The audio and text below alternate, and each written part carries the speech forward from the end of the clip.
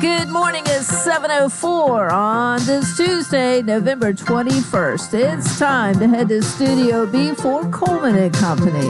Well, hello, everybody, and welcome. Rainy Tuesday, but we're glad to have you with us. Each Tuesday at this time, we're on the air for Vanderbilt Wilson County Hospital.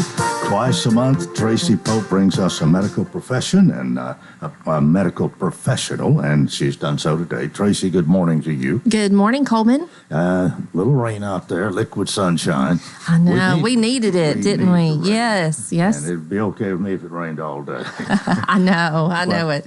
Tell everybody, of course, Tracy's Director of Community Relations at Vanderbilt Wilson County Hospital, and you can get us started with anything you have to tell us and then introduce our guest, if you will.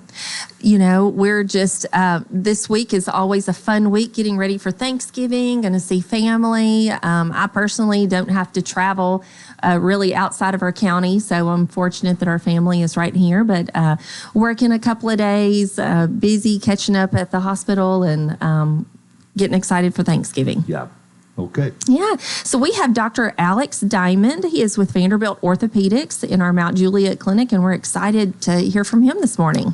All right. Well, Dr. Alex Diamond, good morning. Good morning, sir. How are you? Well, I am fine, and it is nice to see you, and I've already heard some wonderful things about you, but we do like to know a little bit about, especially the first time Tracy brings somebody new here, we like to know a little bit about them. So anything you'd like the audience to know about yourself, where you grew up, how you came to be here, all that kind of stuff, we'd like to know. Yeah, sure, absolutely. I will say my wife is happy for the rain, too. She's part of the Master Gardeners Club of Wilson County, so I think she was looking forward to the weather a little bit last night. But I grew up actually in a small coal mining town, fourth generation in northeastern Pennsylvania.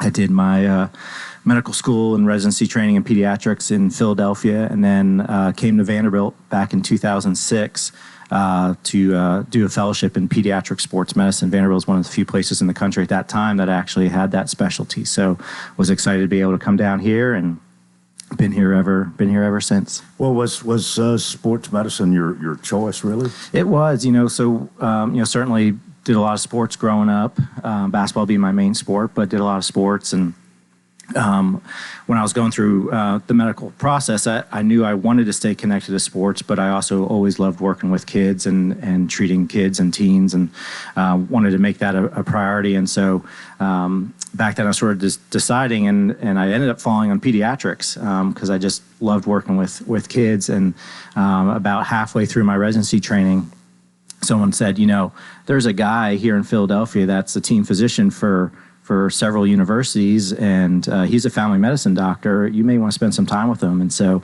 went out some Friday night football games and some other sporting events with him, and just absolutely fell in love with the field of sports medicine, where I could still do pediatrics and but focused specifically on kids and teens and young adults. And so I came to the game late, but it was pretty exciting, and it was definitely hit me as, this is something I'm passionate about and always wanted to do.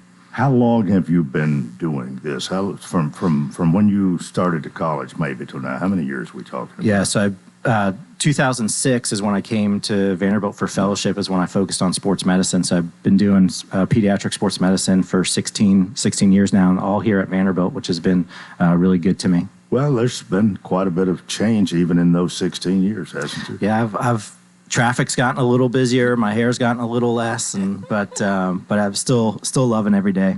Well, you mentioned basketball. Did you play basketball? I did. That was my sport growing up. I did baseball and tennis and pretty much anything I could get my hands on with the ball in the street or playground. But in the end, when I got to high school, basketball is what I ended up focusing on. Did you make it past high school? I did. So I spent a little time. So I did my undergrad at Duke, and I was actually spent a little time with the program there. You're a Duke fan? I am. So it's worked out good. I get to keep all my Blue Devil gear now living in Lebanon. I hadn't thought about that. I have 3 sons, and my youngest one's a big Duke fan. So I don't know why, but you're raising them right. Oh, well, that was his choice. But the type of patients that you see. Yeah, so I'll see from an age range perspective, I'll see all pediatric, adolescent, teenager, young adult, and through the college years. But I don't really see any musculoskeletal complaints. So any issues with bones, joints, muscles is the main thing I see. So any sports-related injury, knees, shoulders, ankles. But it doesn't have to be sports-related. The way I look at it is that all kids really should be treated as athletes because we want all of our kids to be physically active and participating in whether it's formal sport or recreational sport, but being physically active. So any injury that occurs or condition that occurs while doing those things. I also see sports-related concussion as well, and some other medical-related issues to sport, like heat illness and those types of things. Would most of what you see be a result of an accident? Typically, a large part of my practice is fracture care. So whether it's sports-related or just a fall on the playground, the monkey bars and the trampolines keep the waiting room pretty busy. Well, tell us more about the Vanderbilt Youth Sports Health Center. Yeah, so really excited about this new center. It's about a year old now. It is the only one of its kind in the entire Southeast. And what it is, it's a multidisciplinary center focused on specifically the pediatric and teenage athlete. It involves orthopedics, certainly is a large part of it, but we actually have providers from every single specialty at the Children's Hospital, whether it be cardiology, pulmonology, ENT, you name it, every single specialty. We have over 20 different specialties represented in the center. And so if you're a young athlete and you have an injury or illness during sport, or if you have an injury or illness that affects your ability to play sport, then we're really geared towards managing you. Give us an example of an injury illness. Yeah, so I would say, again, just I mentioned, having a heat injury in the summer and trying to figure out how to work yourself back into sport.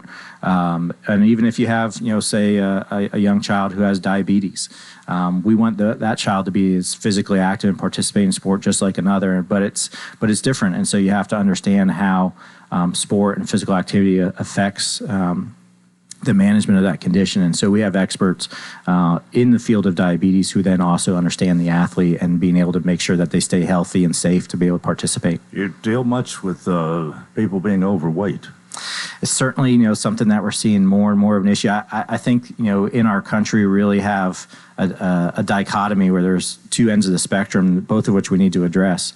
One is the child who's not doing any sport or physical activity in our obese patients, and then the other is the child or teen who's participating in, I'd maybe say, a little bit too much sport, and that they're overusing themselves and not giving themselves the proper rest and recovery time, or doing cross-training and multiple sports. They're focused on one sport all year round, and we're seeing a lot of sport specialization and overuse injuries as well. And so we've sort of lost that middle ground. So you deal within both ends of the spectrum there. That's those who are maybe totally inactive, those who are overactive, and try to reach that happy medium. That's correct. Is that difficult? Yeah. So it is. But I think what I always sort of preach is small changes make a big difference, and just getting good habits started. And I think again there's opportunities to help both of those groups. Well, of the two, is being inactive worse than being overactive? I'd still say that's the bigger issue from a general health perspective and the long-term health of that child. Although we still have, some long-term conditions. If we look at our baseball pitchers, the number of Tommy John or throwing ligament injuries that we see has just skyrocketed in the last, decade or so. Same thing with ACL injuries in female athletes.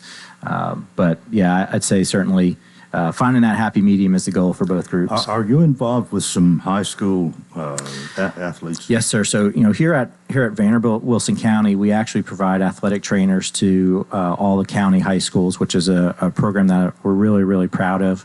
The athletic trainers at those schools are really dedicated, talented folks, and they're there to care for the athletes day in and day out. And so they report to us here at the hospital, and myself overseeing the program, and Tim Lee, who's our head athletic trainer, and providing that service to the community. Do you have a particular team yourself, yeah, or you mostly are supervisors? Yeah, so I personally take care of Green Hill High School as well as Mount Juliet Christian Academy. So you've got two. We got two. You get pretty close to some of those athletes, don't you? We do, and that's what I really love about being a team physician is that, again, you get to spend a lot of time with them, get to know them, get to know their families. That's also part of the reason why I went into pediatrics. I wanted to, watch them grow and accomplish things not only in sports but in school and their life, and see what they're able to do and get to know their families. Well, it is about time for us to take a break. Remind everybody, our program each Tuesday presented by Vanderbilt Wilson County Hospital. Dr. Alex Diamond with us today, Vanderbilt Orthopedics Mount Juliet, along with Tracy Pope, of course. And you're listening to Coleman and Company FM 98.9. And let's see what's happening on the roadways. It's all brought to you by Bates Ford. That regular oil change, $39.95, up to 5 quarts of oil, tax and disposal. And they're in their brand new location, 1780 Franklin Road. Now with traffic, here's Chuck. Good morning. Still running slow on 24 westbound as they clean up an accident there at Harding Place. It did slow down that traffic coming in this morning from Rutherford County up through Antioch on 24 going westbound. Several accidents north of the city, including that one 65 southbound ramp to Briley Parkway. It's starting to slow through Millersville on 65 southbound. As you come through that section of Sumner County, just give yourself extra travel time. I hear all the major inbound routes have really picked up with a lot of volume. Hey, don't miss Enchanted Garden of Lights at Rock City in Chattanooga this holiday season. Check them out at crockcity.com. I'm Commander Chuck with your on-time traffic. Renewal happens here at Lebanon Center for Rehabilitation and Healing. Lebanon Center for Rehabilitation and Healing has experienced new leadership and a new atmosphere. Same location in the heart of Lebanon, 731 Castle Heights Court on the Castle Heights campus. Lebanon Center for Rehabilitation and Healing is providing 5-star clinical outcomes to short-term and long-term care residents. Call 615-444-4319 for a tour and to experience the new culture. Renewal happens here at Lebanon Center for Rehabilitation and Healing.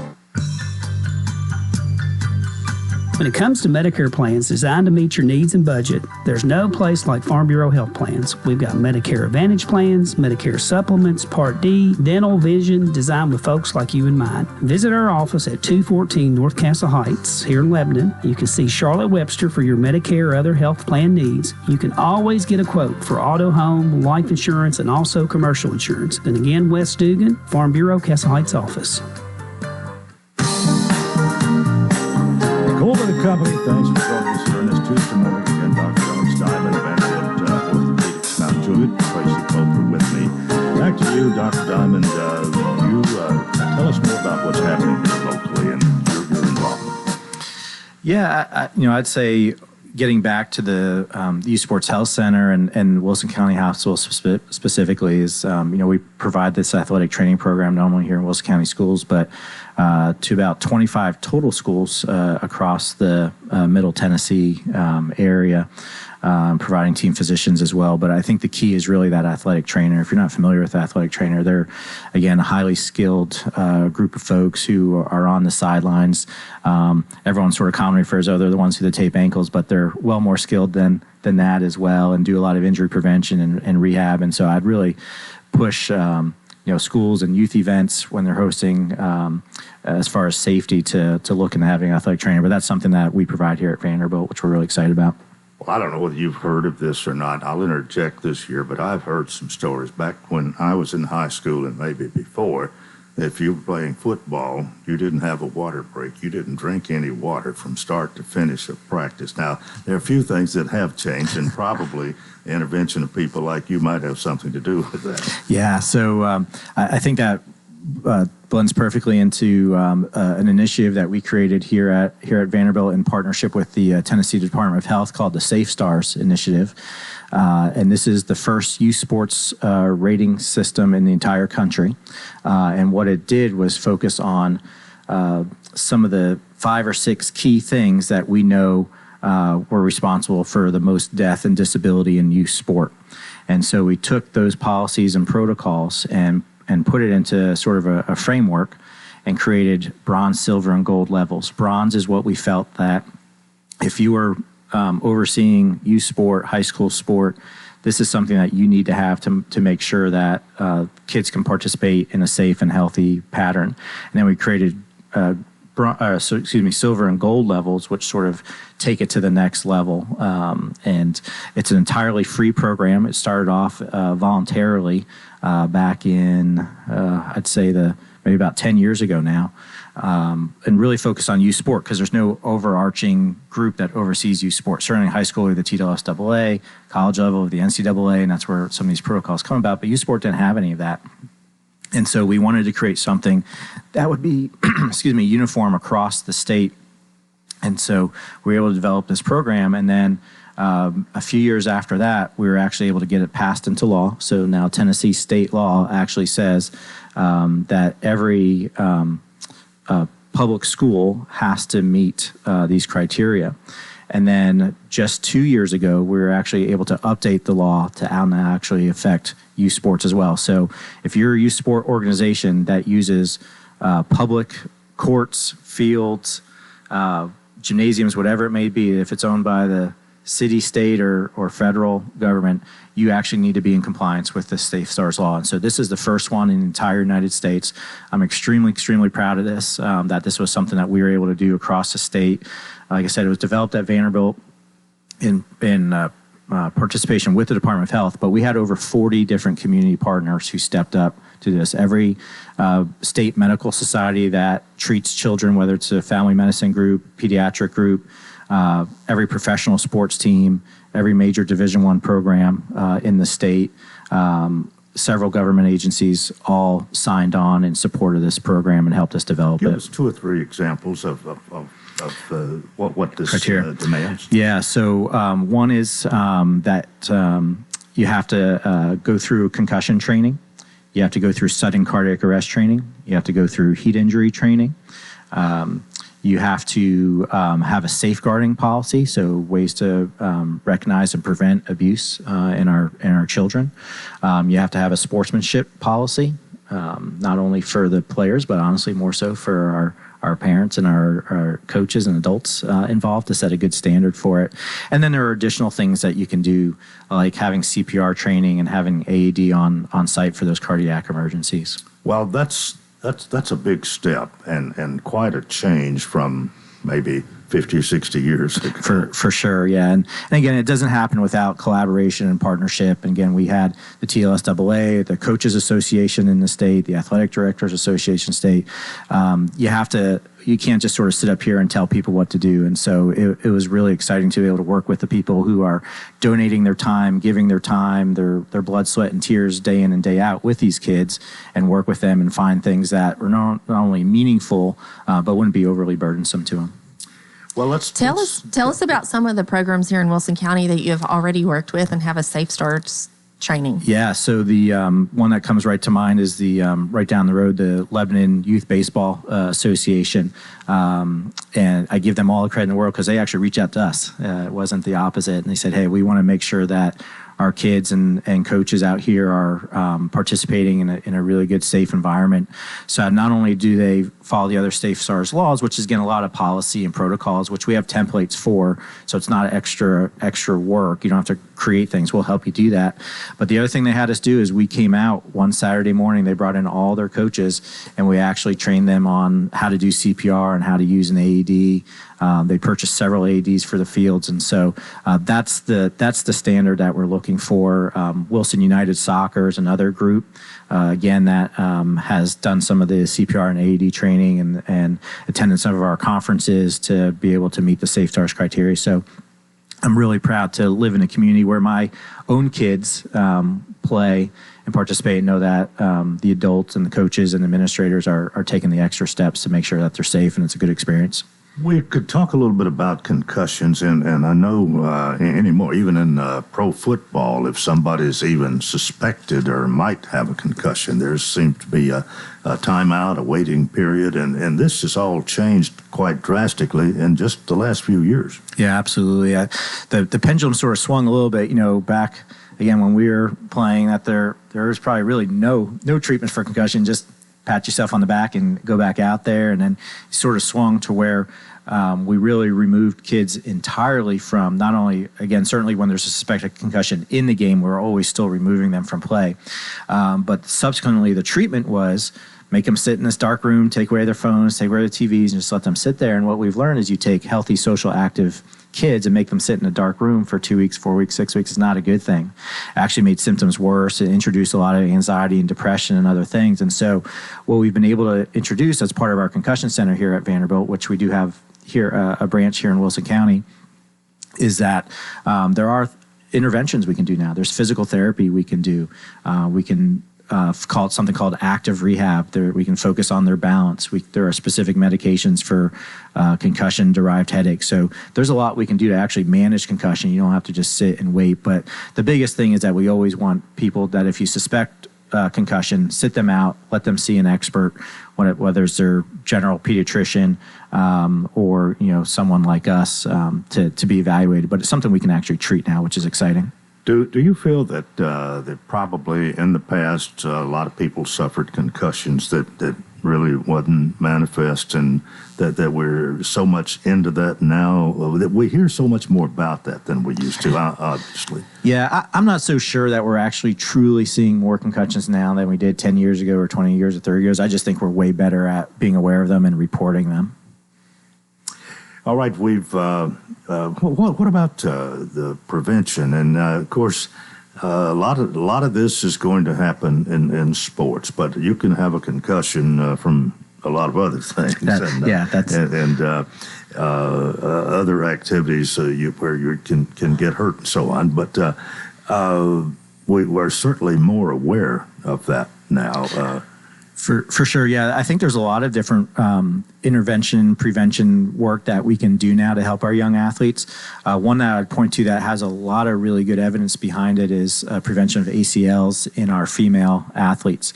There are what we call neuromuscular training programs where it's a series of exercises you do as part of a brief warm-up where you focus on balance and strengthening and some other different aspects of our bodies, but going through these training programs have shown a difference in being able to prevent a number of ACL injuries.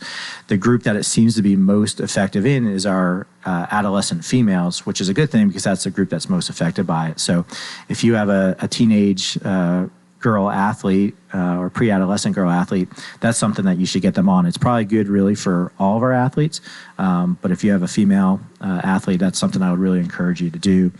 As far as concussions, I think we're still lacking behind in the prevention aspect of things. There's no such thing as a concussion-proof helmet. There are some that probably have a lower risk, but helmets were designed to prevent fractures and bleeds, and so that's what they're really good at, but doesn't necessarily prevent concussion. There's some interesting data that's come out recently about mouth guards out of Canada and in hockey athletes that has potentially shown a decrease in concussion with the use of a mouth guard. And it was interesting that it didn't matter whether it was the $10 Boil and Bite or the $200 custom mouth guard. So it did seem to show difference. So that may be an interesting one to try as well. Well, we've talked some about the Vanderbilt athletic trainers in our high schools. Anything else you want to say about that? We covered that pretty well.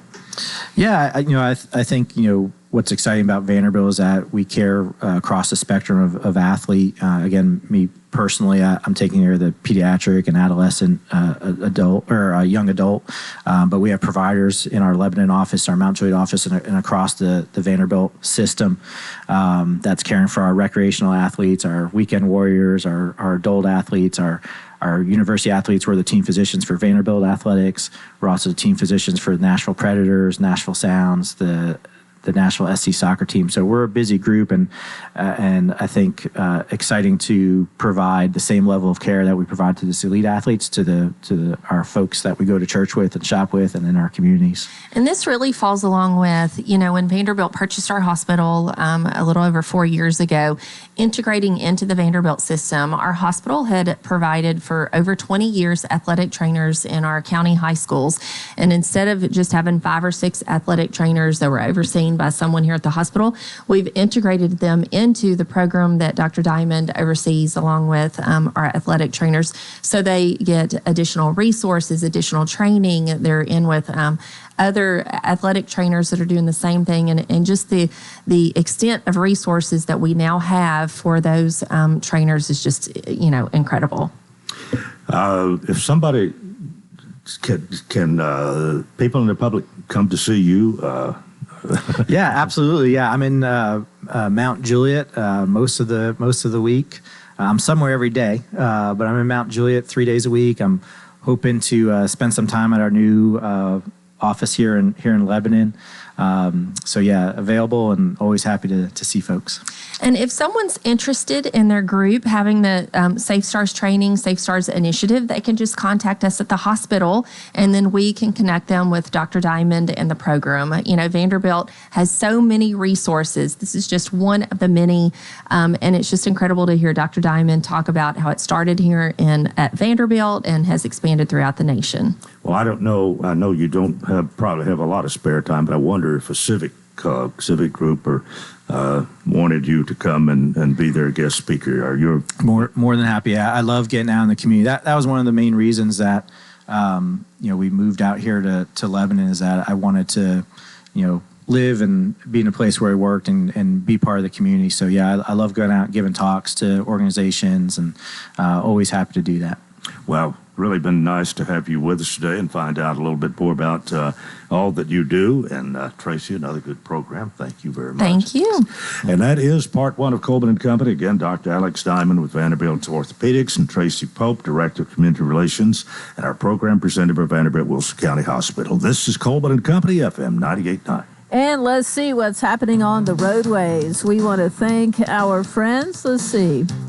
We want to thank our friends at Bates Ford. Don't forget, they're in their brand new location now, 1780 Franklin Road. Check them out for the Works Vehicle Checkup. They'll make sure your vehicle is ready for any road. $59.95 up to 5 quarts oil, tax and disposal, tire rotation, and safety check. 1673 West Main. Now at traffic, here's Chuck. Good morning. Trying to mop up this wreck on Briley Parkway. It's going to be over here at Brick Church Pike. It's been out here for a while. It continues to struggle on 24 coming up through Antioch right now westbound as they mop up that earlier wreck on 24 westbound at Harding Place. That just aggravated all that traffic that's trying to get out of Rutherford County, Murfreesboro towards Nashville on 24 going westbound. It's heavy on 840 in Paytonsville. Watching it and build even more coming in from Wilson County on I-40 going westbound from Mount Juliet all the way up there into Hermitage. Hey, Prince's Hot Chicken is hiring in all 4 locations. Order online today at princeshotchicken.com. I'm Commander Chuck with your on-time traffic.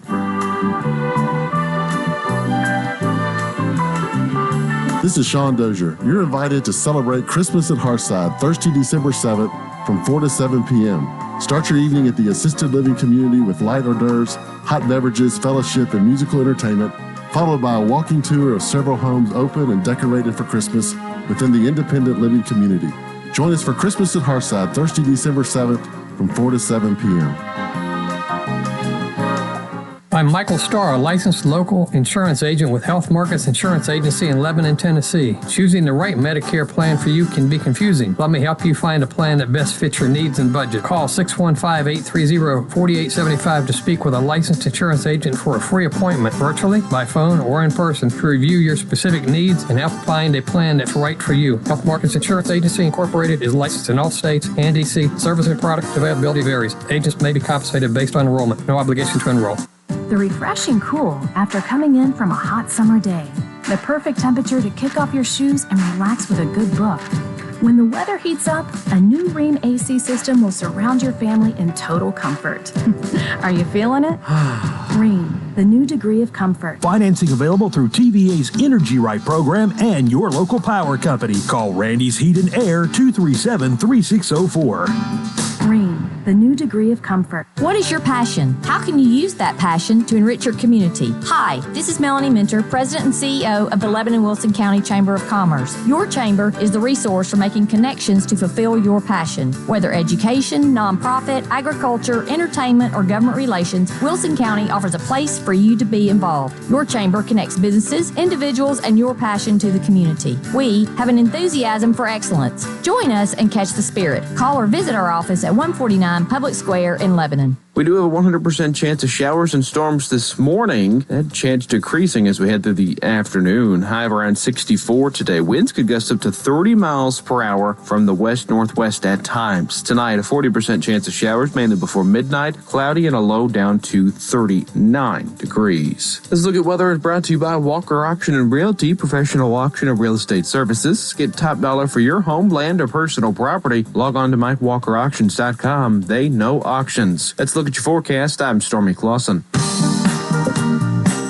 Welcome to part 2 of Coleman and Company. A rainy Tuesday morning, but we do welcome the rain. I am not complaining.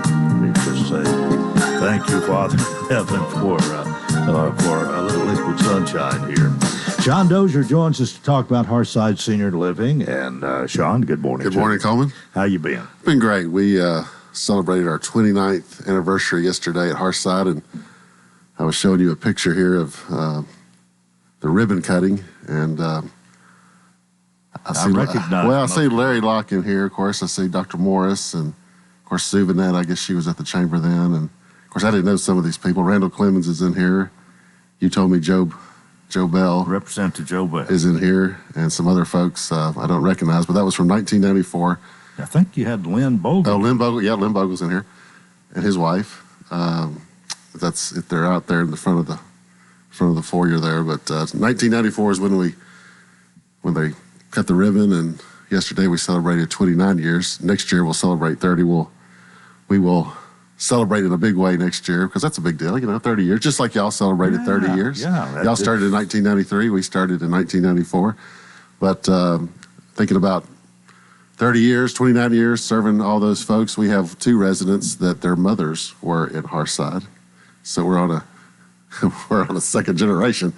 I don't know what that says about us, but we're on a second generation of folks. And but it's always nice when families stick with us over the years and we're able to serve them. And some of them started in our independent living and now are in our assisted living. So that was really the design of the independent living, is for folks to sort of age in place and live in the independent living for many, many years, as long as they could, and then live at Hearthside because they know the people, they know the faces, they know what we provide, and it's been a great service to people over the years. Well, I guess we could say in one way you've kind of been bursting at the seams. You've got more people wanting to be in your retirement community than you have places, and you're usually full in the assisted living and maybe have a short waiting list there. We do. I was talking to Jan, our admissions coordinator, and she I looked at our waiting list for our assisted living. It was quite long, and I couldn't believe it. I thought it was just a short list, but it had got longer over the last several weeks. So that's great news. Of course, our independent living has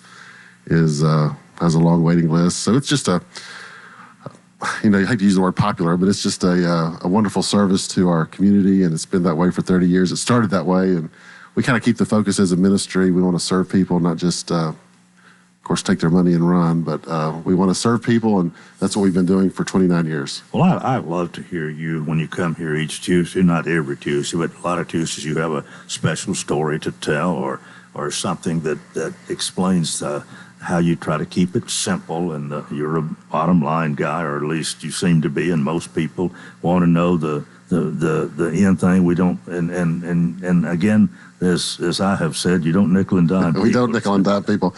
In fact, we go the opposite direction. We just give them a bottom line, and that's what they appreciate. And I was going over. I actually had a gentleman come in yesterday. He came in about 4 o'clock, and he was asking me all these questions, just question after question after question. And finally, I said, "Are you a mystery shopper?" A lot of these facilities, they'll send people out. And I could tell it didn't feel right. It wasn't sincere. Just a bunch of questions, and he didn't really answer me. So I think he was a mystery shopper. I don't know which facility he was from or what community he was from, but he was really digging through my stuff and asking a lot of questions. So anyway, a lot of people want to know what we're doing right, and I think that's good. And how we're staying full. And I think it just all goes back to serving people and knowing their names and knowing what they like. And we've had, think about Brenda. Brenda's been there for 12 years, and she's our dietary aide. So every morning when somebody comes in for breakfast, she knows exactly what they want, how they like their eggs cooked, how they like their coffee, what they like for breakfast, what they don't like for breakfast, and that goes a long way. Well, it means so much. It does. Well, any particular thing special for Thanksgiving? No, we're just a lot of our folks go out, and then we Crystal cooks, or actually Elaine. Elaine cooks a big Thanksgiving dinner, Thanksgiving lunch for all of our residents. But most of them, about half of them, go out to their families, and then they come back in and take a nap. Most of them take a nap after. Nice if they're able to do that. That's great. Yeah, they go out and they enjoy the day, and they'll be going out a lot. We have a lady, Donna. She goes to Florida, I think today or tomorrow. She'll be going out for several days and be back with us Monday. But that's what assisted living is all about. It's you come and go as you please, and that's your home. You live life there. How about a Hearthside Hello? Well, Hearthside Hello, I was at the Senior Citizen Center Friday. I saw you, but you're not my Hearthside Hello. I see you every Tuesday. But I did see Odell. And Odell Bain? Odell and Linda Bain. Yeah. I hadn't seen them in a long time. And I, of course, you've known them all your life, I'm sure. But when I first came here, they were running the Piggly Wiggly. Yeah. And I got to know them through the chamber, and they probably don't remember me much, but I saw them, and I wanted to give them a Hearthside hello. Well, they are fine people. Great people. I know them really well. I know their nephew, Stephen Reese, and I wanted to make sure. I contacted Stephen this morning. I said I'm going to give them a shout out, and they're one of his favorite people, Odell and Linda Bain. I wanted to give them a Hearthside hello. Okay, well, thanks for being with us today. That kind of ends your visit, but we'll be here next week, so next Tuesday, let's do it again. See you, Coleman. All right. Sean Dozier, Executive Director, Hearthside Senior Living, 215 Castle Heights Avenue North, right here in Lebanon, Tennessee. We're about 21 before the hour, and Mike Jennings is present and accounted for, as they used to say in the military, and we did in ROTC. All right. Well, all been president accounted for, sir. Mike, it's always good to see you. It's good to be here, Coleman. Enjoy this. I did read your article in your Watertown newspaper that you wrote, and 4 things that you're working on in Watertown, which fifth you told us a little bit about, I think, the last time you were here. But anyway, I guess what you don't want to talk about much this morning is last Saturday's game, but you probably want to already rubbed in ahead of time what's going to happen this week. No, Tennessee got taken to the woodshed last 2 Saturdays against Missouri and Georgia, and not much more you can say about it than that. And I don't buy into this 26-point favorite of Tennessee over Vanderbilt. Not the way we're playing and not the way that rivalry has gone over the years. Well, so I think that'll be a better football game. I don't want it to be too good a football game, but I think it'll be a better football game. I can't see, unless something unexpectedly happens, I can't see Vanderbilt getting within 26 points of UT. Well, Coleman, I mean, a rivalry game, and when you never know. Well, if I was the Vanderbilt coach and I had 2 weeks to prepare for Tennessee, I'd change every one of my offensive plays in the element of surprise, Yeah, you got to do something, and we need to do something, frankly, to turn things around. I want to mention one other thing. I don't know why I thought about this on the way in this morning, but I know how big a fan you are of Cincinnati Reds and a former Red. Wasn't it great to see Sonny Gray come back and be second in the Cy Young voting or whatever? Yeah. Because just 2 or 3 years ago, he was close to going out of the league with an arm injury. You know? And I thought that was really good. And local boy from Smyrna. Smyrna, yeah. I don't know what he's going to do next year. Isn't he a free agent? I don't know. Yeah, he'll make some money. That's what he'll do. Yeah, he'll make some money if he's a free agent. Well, I did left-handed notice pitchers are that the in Florida demand. guy that's been playing second base has got traded to the White Sox, India. Mm-hmm. He's gone. Mm-hmm. He was quite a spark plug, although he wasn't the best defensive guy, and his hitting would come and go, but I kind of hated to see him go in a way. Sure, and I know it's all about money, and I don't care for that. By the way, from UT, who I really liked it for the Reds, he's they cut him, so I think he's free to choose where he wants to go. The money situation, of course, drives a lot of that. But I was listening to the sports talk radio yesterday while I was eating a late lunch, and And they were talking about how much cap space the Titans are going to have this next year, $87 million. And my initial thought was, why didn't you spend some of that money this year and put a team on the field? Put some better players out there. Yeah. And I know they're beat up injury-wise. Tennessee Vols are too, but that's no excuse. You got to play the games. Well, Mike, the offensive line has been the problem, and It I has. think it's been proven with Levis coming in. He had a great first game, but they're getting to him. Last two games I've seen when Henry's carried the ball, half the time they're meeting him lying inside. They are. Ready for him before he even gets to the line of scrimmage. The strength of Derrick Henry is getting up ahead of Stain when he gets that line, and he's not getting there. Yeah. So I've kind of given up on them. Well, we've got a local boy there, and I hope he does well. Yes. And I hope the Titans, and we honored him last night at the county commission, by the way, but I hope that they'll win the rest of them. But when I heard that they were bragging about how much money they got for next year, and I'm thinking, guys, you still got 7 games this year. Yeah. So that's kind of a pet peeve of mine, especially since I buy tickets. We're all very happy for not only for Colton Dow, but for his father, Chris. And his entire family. There were a lot of them there last night, perhaps all of them. I don't know all of them. But we honored him last night, and Brother Denton made some very nice comments about Colton, not only about his athletic ability, but about his approach to life and his Christianity. And well, very I think nice. I had turned the TV off by the time he got in the game, but I understand he got in the game Sunday. Yeah, I probably slept through it, and I was a little tired. So. Sunday afternoon, it's hard for me to make it all the way. We're within a minute of break time. Was it anything exciting really last night? Not really exciting, but the meeting goes. Not really exciting, but let me tell you something ironic. About an hour before the rain started, we passed a resolution to allow the WEMA director to establish a burn ban with the advice and consent of the county mayor when necessary. So an hour before it started raining, we put the burn ban resolution into effect. And somebody said before we left there, we ought to pass this last month, and then we could have gotten some rain. So I don't know. All right, we got to take a break right here. I properly introduced Mike this morning. Mike Jennings, of course, is our county attorney. He's the mayor of Watertown, and as I've said so many times, UT football fan extraordinaire, and is with us each month. We'll talk about last night's commission meeting after this break here on Coleman and Company, FM 98.9. And let's see what's happening on the roadways. Want to thank our friends at Absolute Kubota. High performance, high horsepower, 0% financing is still a thing. Now is the best time to save on new Kubota L-Series tractors, rated #1 for durability and owner experience in the U.S. 1506 West Main. Now at traffic, here's Chuck. Good morning. Moving a little bit better, but it's still slow on 24 westbound at Harding Place. There's still just so much traffic volume trying to get in from Rutherford County, Murfreesboro towards Nashville on 24 going westbound. And that wreck really did slow it down. It happened earlier at Harding Place. Still crawling at times. 65 south over here at Trinity Lane. It's congested pretty good now on 40 west. Trying to get past Donaldson Pike over in Donaldson and Hermitage because you got so much traffic coming in right now in that area from Wilson County on 40 westbound. Hey, Princess Hot Chicken is hiring in all 4 locations. You can order online today at princesshotchicken.com. I'm Commander Chuck with your on-time traffic.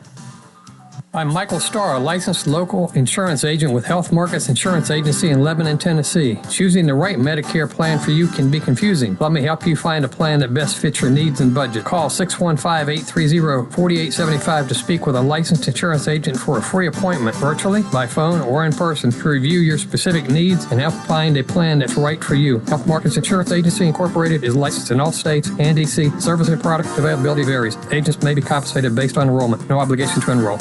Where a patient starts their cancer care matters. And here, that means Vanderbilt Ingram Cancer Center, Wilson County. It's Vanderbilt level care without making the drive to Nashville. From screening to diagnosis to treatment and recovery, patients can get all the care they need right here close to home. So now, having the best care team and most advanced treatment is closer than ever. Vanderbilt Ingram Cancer Center, making cancer care personal. Thanks for joining us here on Tuesday. A little bit of rain falling this morning. If you joined us late, Mike Jennings is here, our county attorney, and and we are going to get to last night's meeting, but there's not really a lot of exciting news from last night's meeting. Maybe, as you've already told us, probably one of the more exciting things was Colton Dowell was there, right? He was. Yeah. And I didn't realize how tall a young man he is. He's a pretty good-sized boy, man. We did a couple other things last night that are very important. Let me mention first, because this young lady's from Watertown, we honored Isabella Parsons. She is a high school golfer who is having a very accomplished career. She's just a sophomore. And for Watertown, we don't have a lot of golf courses in Watertown. So I was wondering, where does she practice? Well, I'm not sure about that, but she finished 26th at the state tournament. She qualified through the district and the regional, and got a bright future ahead of her. County mayor told her last night he'd look forward to seeing her on TV someday playing golf. And then probably last night, the thing that'll affect more people is the Wilson Warriors group gave $4,500 to the Veterans Service Organization in the county for use by veterans who, as Terry Ash said last night, don't need a handout, they need a hand up. And maybe they need some help with their utility bill, or the baby needs diapers or something, and it's there for them to tap into when there's a need. So they made that donation last night, and that'll be used very wisely and for a lot of people. It's sad that they need that help, but on the other hand, it's great that people think about it, and they're about to have another breakfast here on December 2nd. I'll put in a plug for Sue Vanata selling tickets last night. So if you want to buy a ticket, they'll be glad to take your money and feed you a good breakfast, and the money goes to a good cause. I think we're going to be talking about that on the first half in the morning. I'm sorry, I stole That's all right. thunder. Help get the word out. Well, yeah, and it's a good thing. Yeah. Good thing. But we heard some reports last night. Always interested to hear Jeff Luttrell, the director of schools, talk. I'm always interested in a couple of things. He said last night, we're up 458 people from where we were at the end of the school year last May. And our attendance rate overall in the county continues to be in excess of 95%. They still do have some openings for both certified and non-certified people. And of course, I don't remember him mentioning it last night, but I'm sure if you want to be a bus driver, they'd be glad to welcome you. Yeah. And so he always gives a good positive report, talks about building program and things that are going on. And he recognized several of our schools last night that were also recognized at the Board of Education meeting. I'm not going to try to name them all off and get somebody and get in trouble, but we had several that made quite a jump in how the state grades that. Does he usually have a report every month? He does. He's one. We have the emergency management director, the sheriff, and the director of schools gives a report every month, and then a lot of other county officials give quarterly reports. Right. Yeah. But of course, the biggest portion of the county budget is education, so it's important that they hear from, and the relationship between the director of schools, the Board of Education, and the county commission, the county mayor, in my mind, has never been better, and that's good. So that keeps a lot of things in the road, keeps you headed in the right direction, and I hope that will continue. It's good. Yeah, well, again, so much of our budget goes for education. It does. It's good to have that healthy relationship. It is, and the state of Tennessee continues, and I'm not saying right or wrong, but they continue to place more requirements on public schools. And so you've got to meet those, and most of the time to meet those, it takes more money. So they're doing a good job over there of managing their money, accumulating some money for a rainy day, and planning for the future. Dealing with growth. Dealing with growth, and it'll never go away, Coleman. We can't lock the gate. There's people coming in all the time, and they want to. I saw something on Facebook, you may have seen it too, where somebody was on there looking for a house to rent, and they wanted to go to school in the Watertown area. Now, that makes me feel good. Yeah. But there's not a lot of places to rent right now. So, good luck. How much building are you building? Is almost as much in Watertown areas we are everywhere else? In the Watertown area, perhaps, but not the type of building. You're still seeing the single-family homes, perhaps some duplexes. And we have some not small apartments, but in number in Watertown and a few townhouses. We don't have a lot of space in Watertown, but we're using pretty much what we have, very similar to Lebanon and Mount Juliet. Well, let's say some the empty ground. Watertown area. Yeah, I'd say within a 3-mile radius or a 5-mile radius, there's been some tremendous growth over the last 10 years. Just look at the high school. I think when we moved over there 8 years ago, we moved 275 students, and I believe that when we qualified this time for the classification, we were in TSSAA, we were at 665. That's almost a 200, 300. I better not go with numbers. That's a big increase. Yeah, sure is. I better stay away from numbers. Anything else from a meeting last night you think of here to mention this morning? Appropriated some money to WEMA to make some more offices down there in their existing building. I'm not sure how that's going to happen, but Joey Cooper says he can do it, and that'll be good. And then talking about on Oak Street. On Oak Street. Yeah, okay. And then we had the big ladder truck that finally got here last night. They had it out, and unfortunately it was raining, and people didn't get to stop and look at it as much maybe as they'd like. But big piece of equipment. Hope they never have to use it, but it's nice to have. Well, I know they've had some problems in the past with personnel, and some were leaving. Sometimes some stations had to be maybe not manned for a short period of time to strategically employ those who were available. But you heard anything about that now? No, you're not hearing so much about that now, and hopefully they've got that covered. Director Cooper did say last night that they were starting another class and would have, or maybe they were completing another class and would have 4 more coming on board soon, and then have some more with the new class. And we're doing the same thing at Watertown. We're doing a training session, and we're training 4 more volunteer firemen, as I understand it.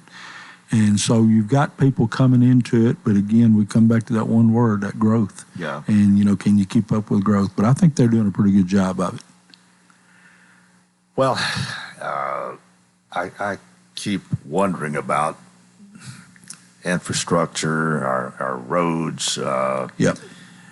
There's a lot.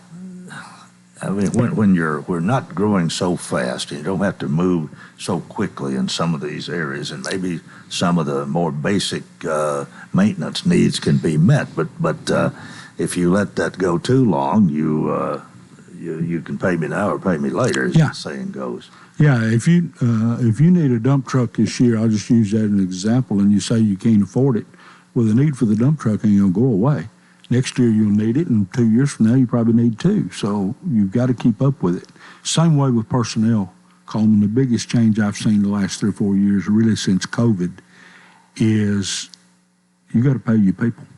We've gone many years in the past without giving raises to county employees, and sooner or later that catches up with you. Yeah. And the county mayor's made that a priority and done a good job of that. The county commission's done a good job of funding it.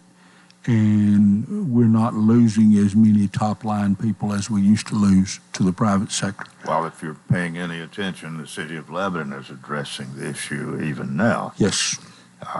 And I still think that if you've got a good employee, fairly good employee even, retention is better than starting over. Yeah, and if you've got them trained, if you spend all that money to train them, you need to try to keep them. And it's a really, really big challenge for us at Watertown because we don't have the financial base to compete with Lebanon, Mount Juliet, and the county. And sometimes our guys get frustrated with that. But that's now what I can offer them is a more laid-back lifestyle and maybe not as challenging a work thing. They don't have to get called out on the interstate or deal with stopping people on the interstate in dangerous situations.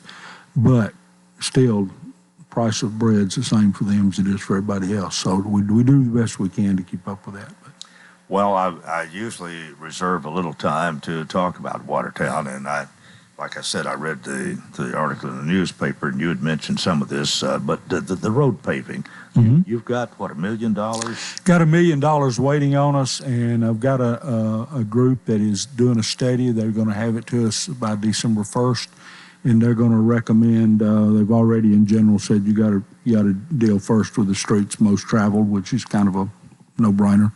But they're going to recommend where and how far they think our money could go. Now, I'm prepared to put a little money with that, or recommend, it's not my decision, it's council's, but to recommend some money that we put away.